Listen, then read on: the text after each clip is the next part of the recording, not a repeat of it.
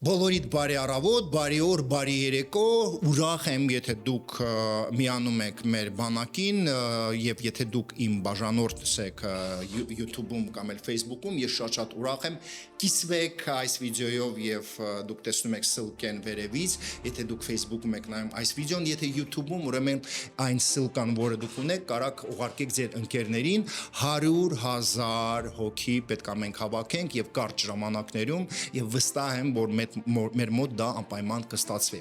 Հարգելի բարեկամներ, այսօր մենք խոսելու ենք մի հատ հրաշալի անձնավորության մասին, խոսքը գնում է Խորխորունուն մասին, պետք չի հիմա ես պատմեմ ով է եղել Խորխորունին, բոլորս դուք գիտեք, ասեմ, որ այդ ձևի անձնավորություններ միջ հիմա շատ քիչ ենք մենք տեսել եւ այստեղ սա կարեւոր է շեշտել, որ մինչ հիմա այն դեպքում, որ 8 տարի Նիկոլ Փաշինյանն է վարչապետ, մենք չտեսանք, որ պատժվեն այն մարդիկ, ովքեր հրաման են տվել սպանել Խորխորունին եւ սա շատ մեծ խնդիր է բոլորիս համար, շատ մեծ խնդիր է բոլորիս համար։ Տեսեք, եկեք հասկանանք ով է ամենաշատը դժվելու դրանից, որ Խորխորունին այն սպանողները, ովքեր հրաման են ստացել, հա,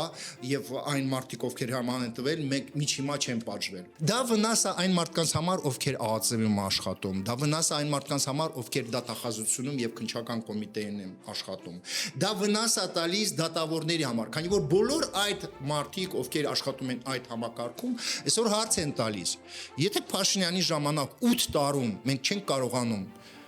դատել եւ բռնել այն մարդկանց, ովքեր հրաման են տվել սպանել Խորխորունին, ով կարա իր ազգա անվտանգ, այսինքն ԱԱԾ աշխատակիցը ուզում է լինի Խորխորունի պես, հա, սենց աշխատող, ազնիվ։ Եվ ինքը մտածում է, եթե միջ հիմա Խորխորունին սպանել են եւ ոչ մեկ այս պետությունում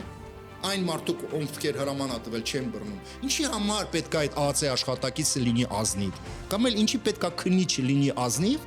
ինքը չի տենում, որ այդ մարդկանց պատժում են։ Ու այո, այն պատճառով, որ մենք չենք բռնում այն մարդուն եւ մենք գիտենք դա ով է, հա, ով է հրաման տվել։ Մեր ԱԱՑ-ն շատ լավ գիտեն, որ